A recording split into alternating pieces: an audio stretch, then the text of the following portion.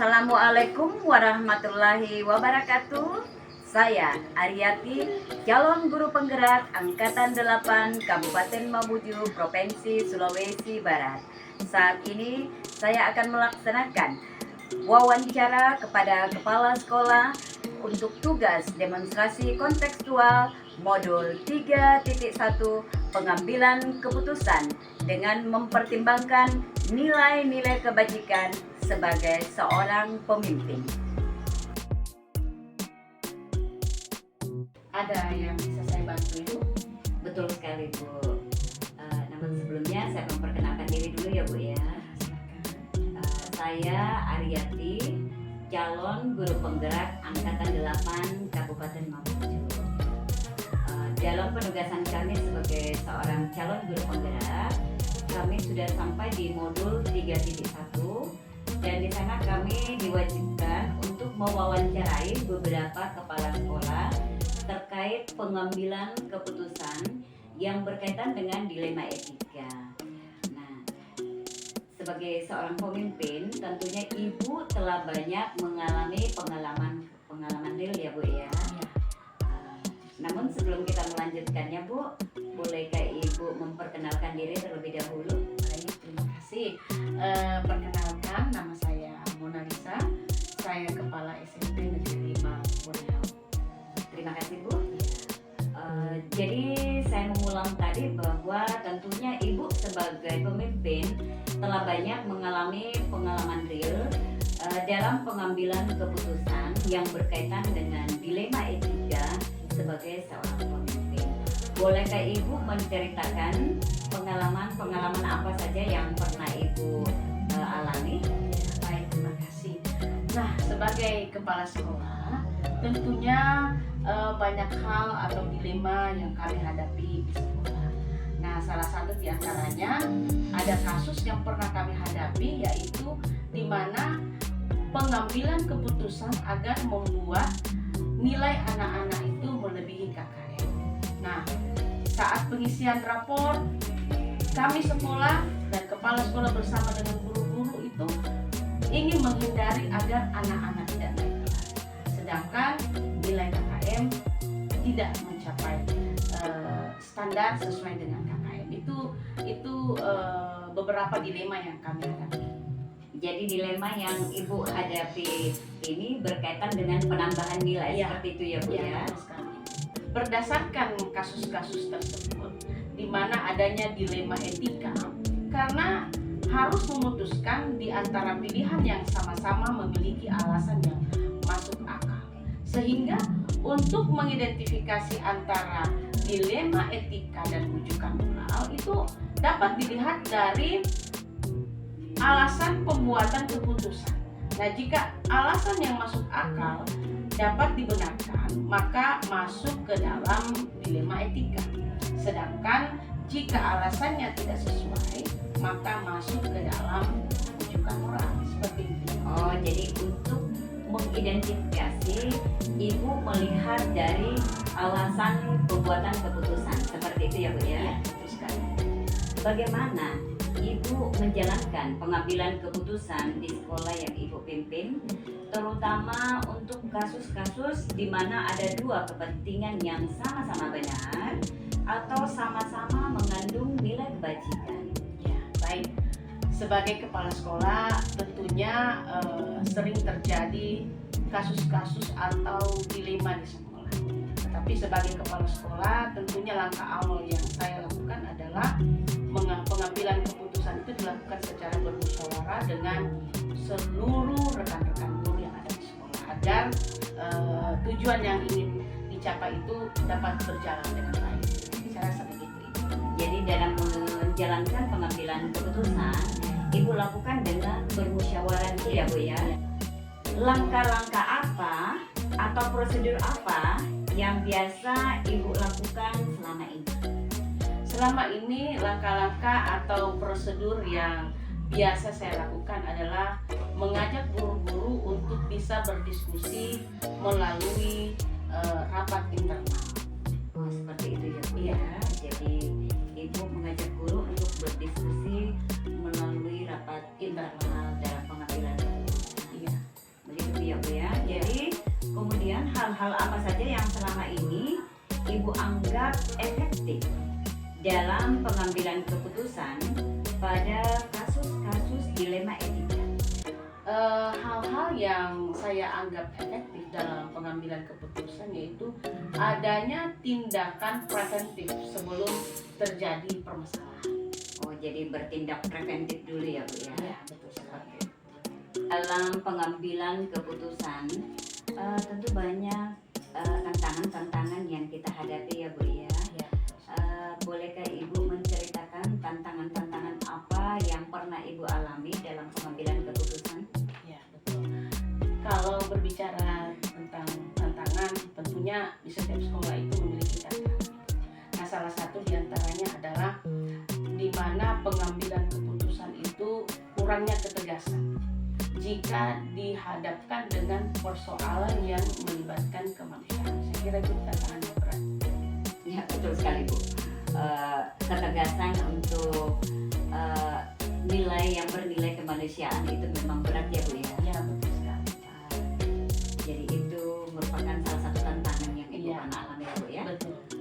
Kemudian Ibu dalam menyelesaikan masalah, apakah Ibu memiliki jadwal-jadwal tertentu untuk menyelesaikan kasus dilema etika, ataukah Ibu langsung menyelesaikannya di tempat atau memiliki sebuah jadwal untuk menyelesaikannya dalam bentuk apa atau prosedur apa yang Ibu jalankan? Saya kira tidak ada jadwal khusus dalam penyelesaian kasus dilema etika. Nah, karena saya sebagai kepala sekolah itu langsung diselesaikan dengan melakukan koordinasi dengan seluruh guru-guru yang ada di sekolah. Oh, jadi dilema etika yang Ibu alami di sekolah itu tidak ada penjadwalan untuk menyelesaikannya ya Bu ya. betul sekali. Tetapi Ibu langsung koordinasi dengan seluruh guru Iya. dalam penyelesaian dilema-dilema tersebut gitu ya. Betul sekali. Seperti itu ya. Jadi di dalam pengambilan keputusan, adakah seseorang atau faktor apa yang selama ini mempermudah Ibu atau membantu Ibu dalam pengambilan keputusan kasus-kasus yang berkaitan dengan dilema etika itu? Saya kira kalau menghadapi kasus-kasus atau dilema-dilema di sekolah, saya kira yang biasa membantu atau mempermudah dalam pengambilan keputusan adalah bersama dengan rekan-rekan. Saya kira kepala sekolah dan rekan-rekan guru adalah tim terbaik untuk menyelesaikan berbagai kasus yang ada di sekolah.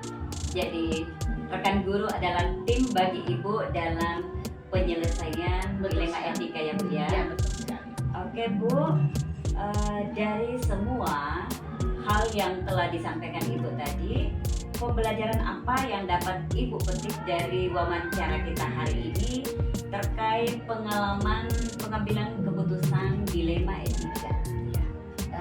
Saya sangat bersyukur bahwa wawancara juga ini menjadi pengalaman terbaik buat saya agar sebagai kepala sekolah bisa lebih baik lagi ke depan, dan tentunya pembelajaran yang bisa saya petik atau ambil adalah ternyata tidak semua yang kita anggap benar itu benar, karena harus dilihat dari berbagai sisi. Betul sekali Bu. Jadi dalam pengambilan keputusan kadangkala kita melihat bahwa ini benar dan ini juga benar. Betul. Tetapi kita harus melihat dari berbagai sisi Ya, yang mana yang kita harus kedepankan atau prioritaskan. Seperti itu ya Bu ya. Ya, betul sekali. Terima kasih atas kesempatan Ibu Terima bersama kasih, dengan Ibu. saya hari ini. Iya. Semoga Ibu tetap sukses ya Bu Ya, ya. sama. Warahmatullahi wabarakatuh. Selamat siang Pak. Terima kasih Pak. Bapak bersedia mendampingi saya hari ini sebagai calon guru penggerak Angkatan 8 Kabupaten Mamuju dalam melaksanakan tugas saya pada modul 3.1 demonstrasi kontekstual, pengambilan keputusan dengan mempertimbangkan nilai-nilai kebajikan dalam mengambil keputusan sebagai pimpinan. Tentunya Bapak sebagai kepala sekolah telah banyak mengalami pengalaman real yang berkaitan dengan dua hal yang sama-sama baik tetapi saling bertentangan pada saat itu. Bolehkah Bapak menceritakan pengalaman Bapak tersebut? Kasus yang pernah saya hadapi berkaitan dengan kedisiplinan siswa yang masih sulit ya diterapkan di sekolah karena daya lingkungan orang tua yang tidak mendukung. Jadi sebagian besar orang tua meninggalkan anaknya untuk mencari uang di luar kota. Murid yang sering datang terlambat atau berperilaku yang tidak sesuai dengan aturan sekolah. Satu sisi ingin menegakkan kedisiplinan, namun di sisi lain ada rasa kasihan karena kurangnya kasih sayang dari orang tua. Jadi ini dilema etika ya Pak, di mana siswa sering datang terlambat karena orang tuanya yang bekerja di luar ya Pak. Oke Pak. Kemudian Pak, selama ini bagaimana Bapak dapat mengidentifikasi kasus-kasus yang merupakan dilema etika atau bujukan moral Pak? Berdasarkan kasus tertentu terjadi dilema etika yang ditandai dengan adanya pilihan yang sama-sama benar. Tidak ada bujukan moral dalam kasus ini ya, karena tidak ada pelanggaran hukum yang terjadi. Sehingga untuk mengidentifikasi antara dilema, etika, dan bujukan moral perlu dilihat dari tipe kasus dan pilihan yang muncul. Jadi dalam hal ini Pak, dalam mengidentifikasi kasus-kasus yang merupakan dilema etika, Bapak melihat dari tipe kasus yang muncul. Seperti itu ya Pak ya? Oh, seperti itu ya Pak ya.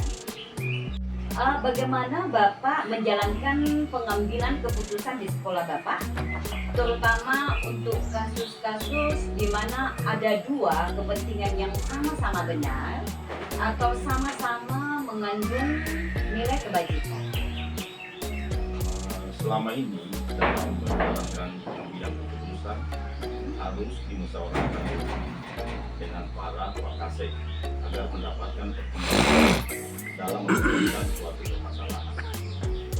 Oh, jadi langkah yang Bapak ambil melakukan musyawarah dengan wakasek ya Pak, seperti itu, untuk mendapatkan pertimbangan dalam memutuskan suatu perkara.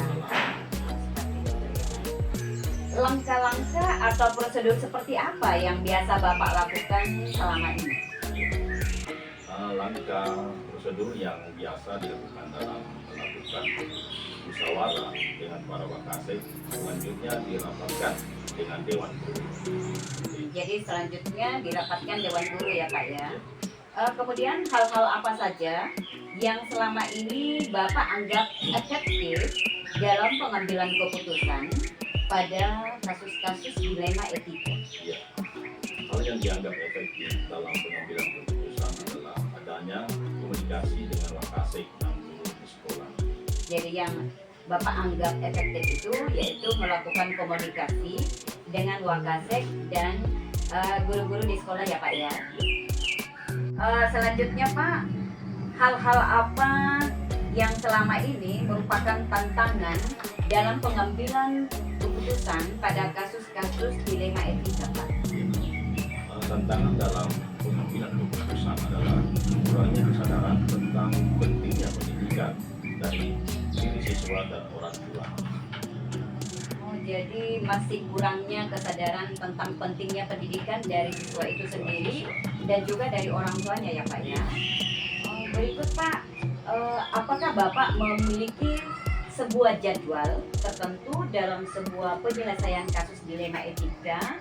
Apakah Bapak langsung menyelesaikan di tempat atau memiliki sebuah jadwal untuk menyelesaikannya dalam bentuk atau prosedur seperti apa yang Bapak jalankan? Oh iya, jadi tidak ada jadwal khusus dalam penyelesaian kasus dilema etika karena langsung melakukan koordinasi dengan pihak terkait. Jadi dalam Bapak menyelesaikan dilema etika tidak ada jadwal tertentu ya Pak ya, karena Bapak langsung melakukan koordinasi dengan pihak-pihak yang terkait, misalnya dengan orang tua atau dengan guru ya Pak, seperti itu. Bapak dalam mengambil keputusan Pak, adakah seseorang atau faktor-faktor yang selama ini mempermudah atau membantu Bapak dalam mengambil keputusan dalam kasus-kasus dilema etika Pak? Oh iya, para wakase dan guru yang selama ini membantu dalam pengambilan keputusan dilema etika. Oh, jadi para wakasek ya yang membantu Bapak dalam mengambil keputusan dilema etika ya Pak ya. Kemudian pertanyaan saya yang terakhir ya Pak ya. Dari semua hal yang telah disampaikan, pembelajaran apa yang dapat Bapak petik dari pengalaman Bapak mengambil keputusan dilema etika? Oh iya. Pembelajaran yang dapat dipetik adalah perlu memperhatikan budaya lingkungan sekolah untuk mengambil keputusan seperti ini.